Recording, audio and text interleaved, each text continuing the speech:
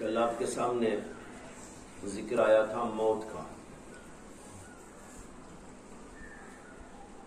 بتایا گیا تھا کہ موت ایک یقینی چیز ہے، لیکن اسے یاد رکھنے کی ضرورت ہے. عام طور پر لوگ موت کو بھول جاتے ہیں، حالانکہ سب کو معلوم ہے کہ موت آنا یقینی بات ہے، اور کبھی ایسا نہیں ہو سکتا کہ آدمی دنیا میں آئے اور اسے موت نہ آئے. بڑا آدمی ہو، چھوٹا آدمی ہو،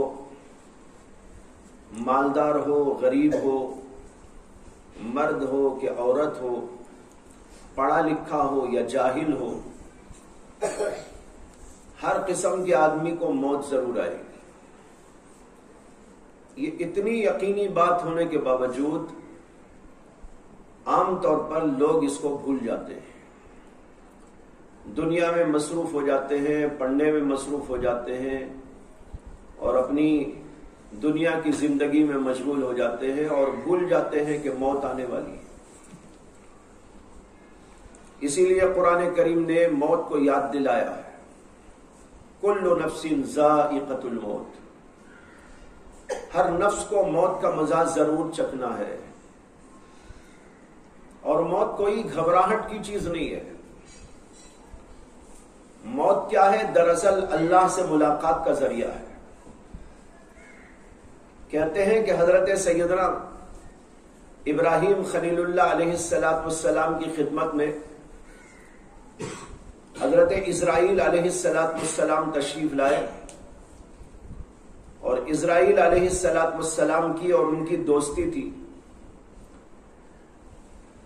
حضرت اسرائیل علیہ السلام سے حضرت ابراہیم خلیل اللہ علیہ السلام نے پوچھا کہ موت تو بڑی کڑوی چیز ہے، بہت سخت اس کا گھونٹ ہے. تو وہ کہنے لگے کہ ایسی بات نہیں ہے، یہ کڑوا گھونٹ بھی ہے کڑوے لوگوں کے لیے، اور بڑا میٹھا گھونٹ ہے ان لوگوں کے لیے جن کے دلوں میں اللہ کی محبت ہوتی ہے. جب اللہ کی محبت ہوتی ہے تو آدمی اللہ سے ملنا چاہتا ہے. تو حضرت سیدنا اسرائیل علیہ السلام کہنے لگے کہ ایک ایسا پل ہے موت جس سے گزر کر ایک انسان اللہ سے ملتا ہے. اگر اس پل کو پار نہ کرے تو کیسے ملے گا اللہ سے؟ تو اس لیے موت کوئی گھبراہٹ کی چیز بھی نہیں ہے. البتہ اتنی بات ہے کہ موت یاد رکھنا ہے اور موت کے لیے تیاری کرنا ہے. ایک حدیث میں آتا ہے کہ نبی اکرم صلی اللہ علیہ وسلم کی خدمت اقدس میں ایک آدمی آئے، اور انہوں نے آ کر اللہ کے نبی علیہ السلام سے پوچھا کہ تمام لوگوں میں، تمام مسلمانوں میں سب سے افضل مومن کون ہے؟ اللہ کے نبی علیہ السلام نے فرمایا کہ سب سے افضل مومن وہ ہے جس کے اخلاق بہترین ہو. اور پھر انہوں نے دوبارہ سوال کیا کہ یا رسول اللہ من اکیس الناس. پہلے تو پوچھا من افضل الناس، لوگوں میں سب سے افضل کون؟ آپ نے اس کے جواب کے اندر فرمایا کہ سب سے افضل وہ ہے جس کے اخلاق بہت اچھے ہوں. اور انہوں نے دوسرا سوال کیا من اکیس الناس، اس کا ترجمہ ہے لوگوں میں سب سے زیادہ عقل مند انسان کون ہے؟ اس کے جواب میں اللہ کے نبی علیہ السلام نے ارشاد فرمایا کہ جو آدمی موت کو کثرت سے یاد کرتا ہے وہ دراصل بہت بڑا عقل مند انسان ہے، اور جو پھر اس کی تیاری کرتا ہے. تو موت کو یاد کرتا ہے اور پھر موت کے لیے تیاری کرتا ہے تو وہ سب سے بڑا عقل مند انسان ہے.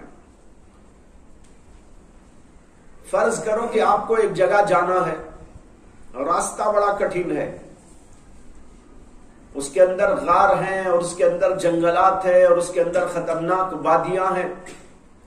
ان کے اندر سے گزر کر آپ کو ایک جگہ پر جانا ہے اور آپ کو یقینی طور پر معلوم ہے کہ مجھے وہاں جانا ہے، محض احتمال نہیں ہے. یقین ہے کہ وہاں مجھے بہرحال جانا ہے، اور آپ کو یہ بھی معلوم ہے کہ راستہ بڑا خطرناک ہے، بڑی خطرناک وادیاں ہیں، اور اسی طریقے پر بہت سے اور مسائل ہیں، یہ بھی آپ کو ساتھ ساتھ معلوم، تو آپ وہاں جانے سے بے خبر رہیں گے یا ہر وقت اسی کی فکر میں لگے رہیں گے؟ ہر وقت فکر ہوگی، ارے بھائی وہاں جانا ہے، کیا ہوگا، کیسے جانا ہے، کیا تیاری کرنا ہے، پلین سے جانا ہے کہ ٹرین سے جانا ہے، چل کے جانا ہے یا کوئی اور صورت ہے جانے کی، ٹکٹ کا کیسے انتظام کرنا ہے، کس سے ملاقات کرنا ہے، اور کہاں کہاں جا کر کیا انتظامات کرنا ہے، تیاری کیا کرنا ہے، اور سفر میں مجھے ساتھ میں کیا کیا چیزیں لے کر جانا ہے، یہ ہوگا کہ نہیں ہوگا؟ جو آدمی یہ کرے گا وہ عقل مند انسان ہے، اور جسے معلوم ہے کہ مجھے وہاں جانا ہے، خطرناک وادیاں ہیں، راستہ بہت خطرناک ہے، لیکن اس کے باوجود سو کے گزار رہا ہے، نہ جانے کی تیاری ہے نہ کچھ ہے، تو جب اسے جانے کا نمبر آئے گا تو کس قدر اس کے لیے پریشانی کا سامنا ہو۔ وہ بے وقوف ہے اور یہ آدمی عقل مند ہے جو تیاری کر رہا ہے۔ اسی کو اللہ کے نبی علیہ السلام نے فرمایا ہے، من اکیس الناس، سب سے زیادہ عقل مند کون؟ آپ نے فرمایا وہ ہے سب سے عقل مند انسان جو موت کو کثرت سے یاد کرتا ہے اور پھر اس کی تیاری کرتا ہے۔ الکیس من دان نفسہ وعمل لما بعد الموت، ایک حدیث یہ بھی ہے، کیس عقل مند، فرمایا الکیس من دان نفسہ، عقل مند انسان وہ ہے جو اپنے نفس کا محاسبہ کرتا ہے، وعمل لما بعد الموت، اور موت کے بعد کی تیاری کرتا ہے۔ ایک دفعہ کا واقعہ ہے کہ نبی اکرم صلی اللہ علیہ وسلم تشریف لے جا رہے تھے، اور آپ کے ساتھ میں حضرت براء ابن عازب رضی اللہ تعالیٰ عنہ تھے۔ حضرت براء ابن عازب خود روایت کرتے ہیں کہ میں اللہ کے نبی کے ساتھ جا رہا تھا، چلتے چلتے آپ نے دیکھا کہ ایک جگہ پر کچھ لوگ جمع ہیں۔ آپ نے پوچھا کہ بھائی یہ لوگ کیوں جمع ہیں، یہ لوگ یہاں کیا کر رہے ہیں؟ فرماتے ہیں کہ میں نے عرض کیا کہ ایک صاحب کا انتقال ہو گیا ہے اور ان کی قبر تیار ہو رہی ہے، لوگ ان کو دفنانے کے لیے جمع ہیں۔ اتنا سنتے ہی اللہ کے رسول علیہ السلام جلدی جلدی دوڑتے ہوئے اس مجمع میں پہنچ گئے۔ لوگوں نے جگہ دے دی، نبی اکرم صلی اللہ علیہ وسلم قبر کے قریب پہنچ گئے اور جا کر وہاں بیٹھ گئے۔ حضرت براء ابن عازب کہتے ہیں میں بھی پیچھے پیچھے دوڑا تاکہ دیکھوں کہ اللہ کے نبی صلی اللہ علیہ وسلم کیا فرماتے ہیں اور کیا کرتے ہیں۔ کہتے ہیں کہ میں نے دیکھا کہ اللہ کے نبی علیہ السلام بیٹھے ہیں اور زار و قطار روتے چلے جا رہے ہیں۔ کہتے ہیں اتنا روئے اتنا روئے اتنا روئے کہ سامنے کی جو مٹی تھی وہ ساری کے ساری مٹی تر ہو گئی۔ اتنا روئے اللہ کے نبی علیہ السلام، اور پھر اس کے بعد تدفین ہوئی، قبر میں مردے کو رکھا گیا۔ جب یہ سب کچھ ہو گیا تو اللہ کے نبی علیہ السلام نے فرمایا یا اخوانی، ارے بھائیو اس دن کے لیے تیاری کر لو۔ فرمایا کہ اے بھائیو اس دن کے لیے تیاری کر لو، یہ دن تمہارے لیے بھی آئے گا، موت ہر ایک کے لیے مقدر ہے۔ اسی لیے حضرات سلف صالحین کا حال یہ تھا کہ ہم وقت وہ موت کو اور موت کے بعد کے واقعات کو، اس کے حالات کو ذہن میں ہر وقت تر و تازہ رکھتے تھے۔ ایک بزرگ تھے، ان کا نام تھا حضرت ربیع ابن خیثم۔ ربیع ابن خیثم تابعین میں سے ہیں، جلیل القدر تابعین میں سے۔ ان کا حال یہ تھا کہ جب بھی ذرا سی کوئی سختی اپنے دل کے اندر پاتے، محسوس کرتے، انہوں نے اپنے گھر کے اندر ایک گڑھا بنا رکھا تھا، قبر کھود کے رکھی۔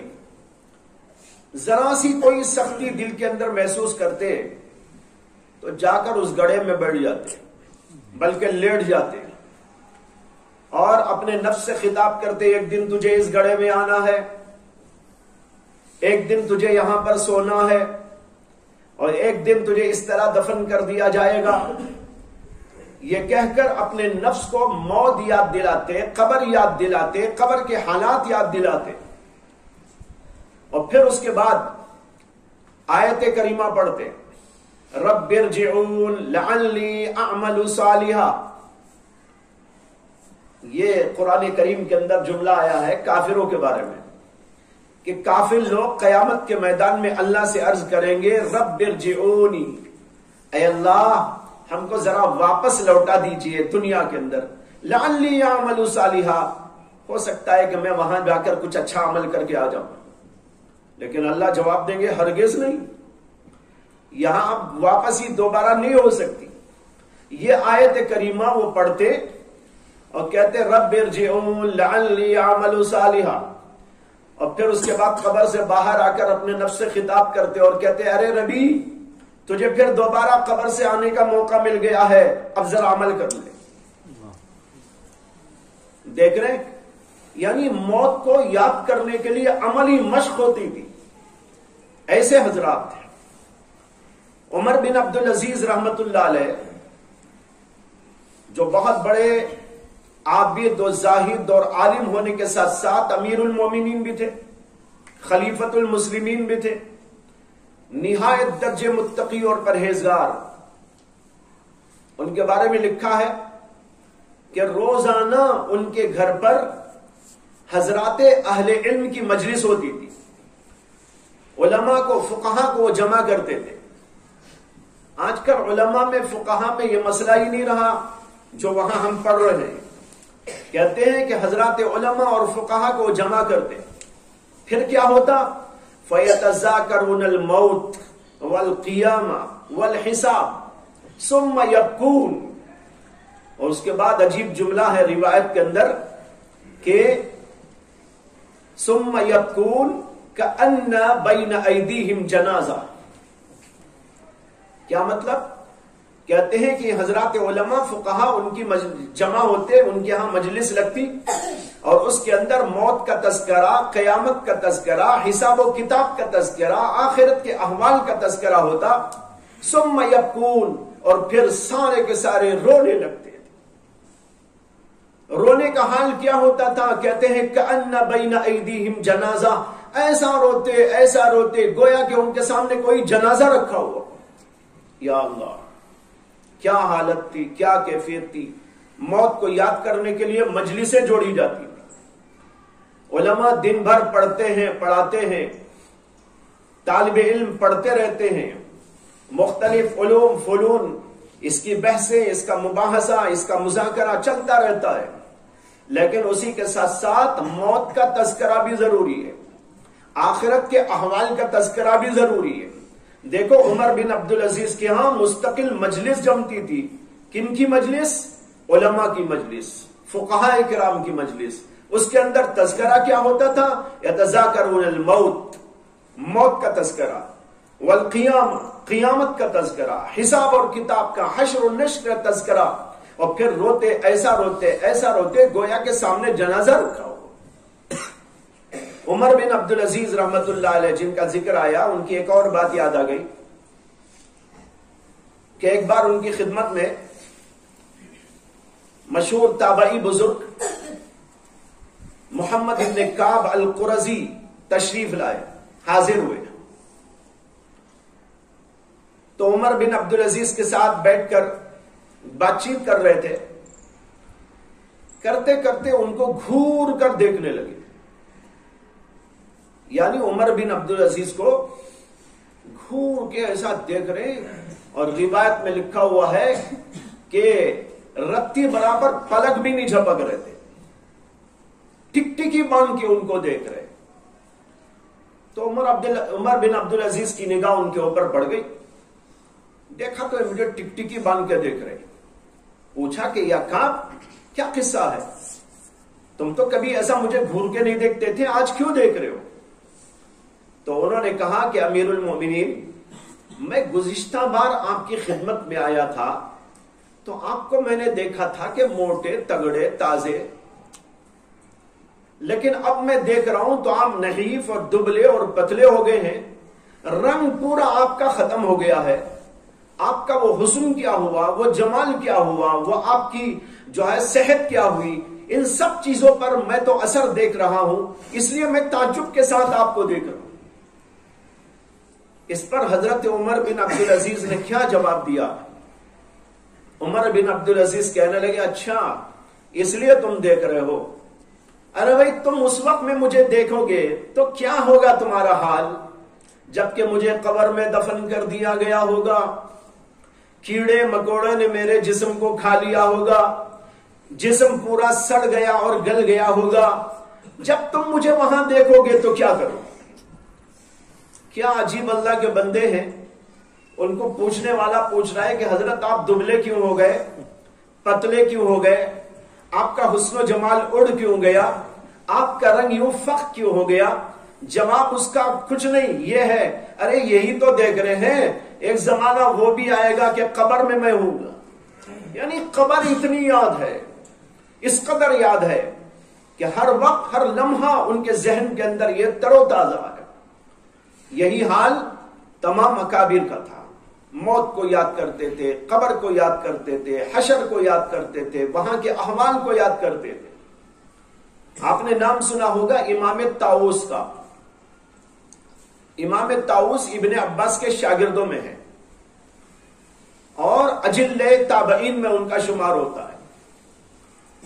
علم میں، عمل میں، تقوی طہارت میں ان کی مثال میں، ان کے بارے میں لکھا ہے کہ وہ جب اپنے بیڈ پر سونے کے لیے جاتے تھے، یہ تو جاتے تھے بہت دیر میں، اور جب اپنے بیڈ کے اوپر جاتے تو وہ بیڈ کے اوپر ایسے الٹ پلٹ ہوتے، روایت میں الفاظ یہ ہے ایسے جیسے کہ کسی ہنڈیا میں کوئی دانہ ڈال دیا گیا ہو، نیچے سے آگ لگا دی گئی۔